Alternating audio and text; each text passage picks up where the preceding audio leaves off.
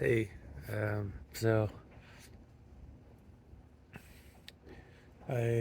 my neck's really burning, and like all the muscles and everything is burning.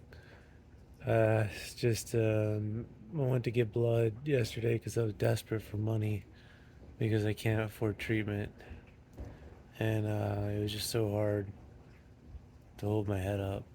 Um, and I didn't even end up getting blood because I was a few minutes late, and they were like, "Sorry, we canceled your appointment."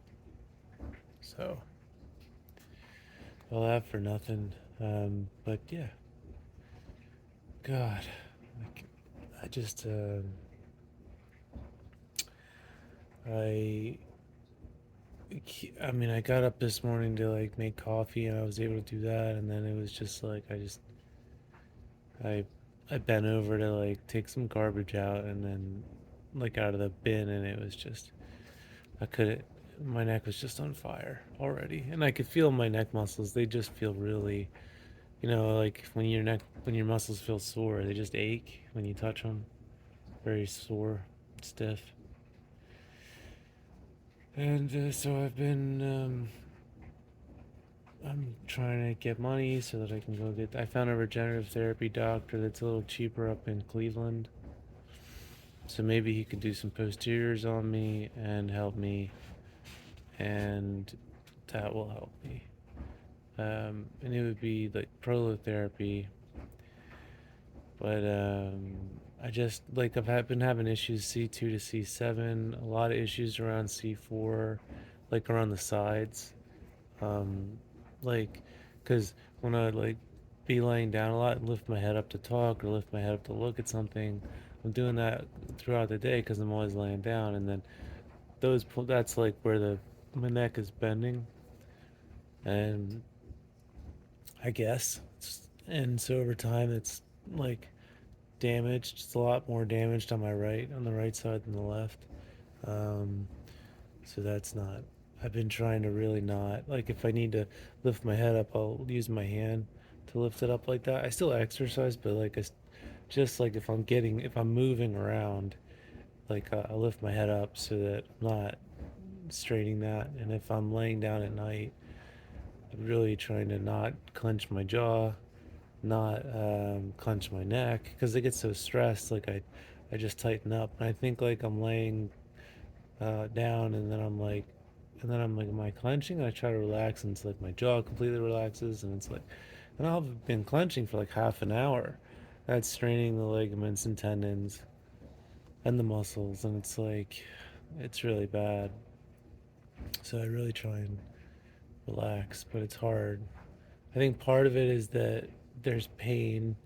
I don't know. I had such like emotional trauma from the when I had severe neurological symptoms.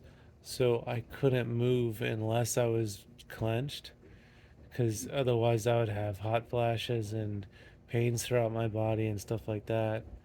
But there's also a lot of stress, like because you people carry stress like in their shoulders and their traps and their neck normally.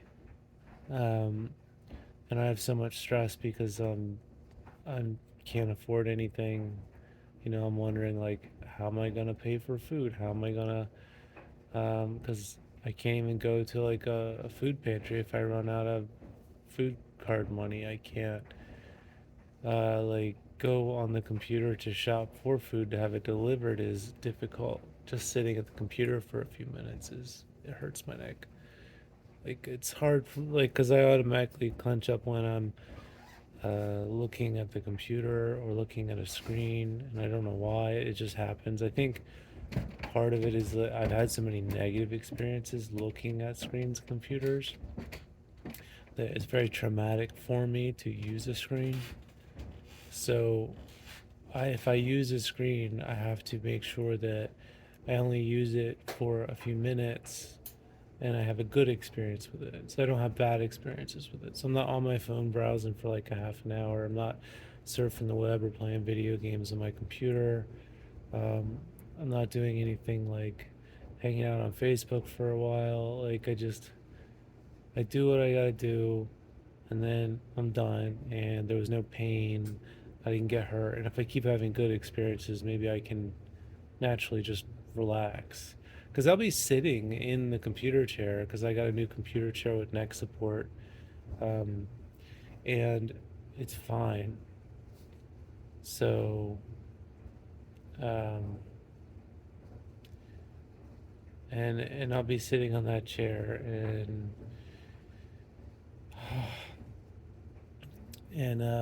I'll just be sitting and looking out a window or closing my eyes, and it's okay.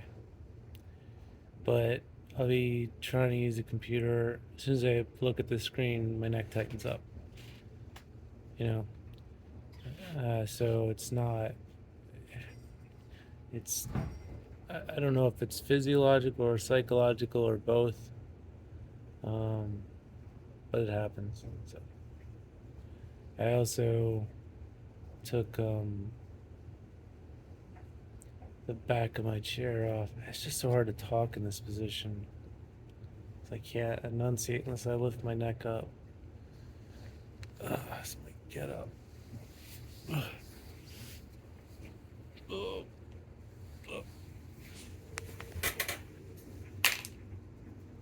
shit. So,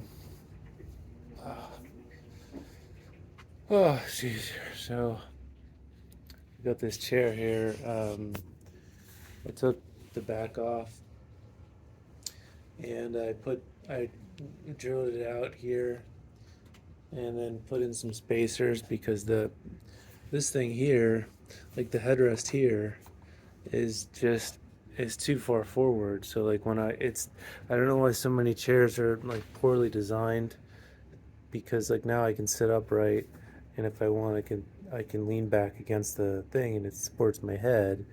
Um, it's a little low now, but I could raise it up, and then um, and it's perfectly in line with my head when I'm sitting upright. But if I didn't move it back, then my head's like pushed forward, and it's like, and I'm a skinny guy. I'm only 155 pounds and 6 feet, well, 5'11" about, and um, and so it's like I should be able to sit in a computer chair you get from the store, and it's like I can't.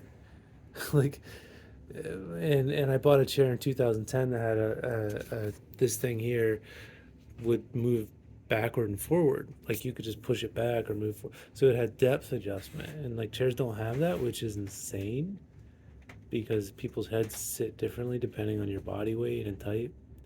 So it's just like, and that's like what I did to fix it cost like $5 in materials. So it's like it's not like they couldn't do it. They could even have the little screw knobs, and just have they could have one or two of those, and then you screw. Well, I guess you'd have four of them, but you could probably devise a way just to have one or two, and then you just screw it in or screw it out the same way as you do lumbar support. You just turn the wheel left or turn it right, and then you get more or less lumbars. You could do the same thing with the headrest. There's no reason why you couldn't. It's not very mechanically complicated. So yeah, that's insane why chairs are designed that way.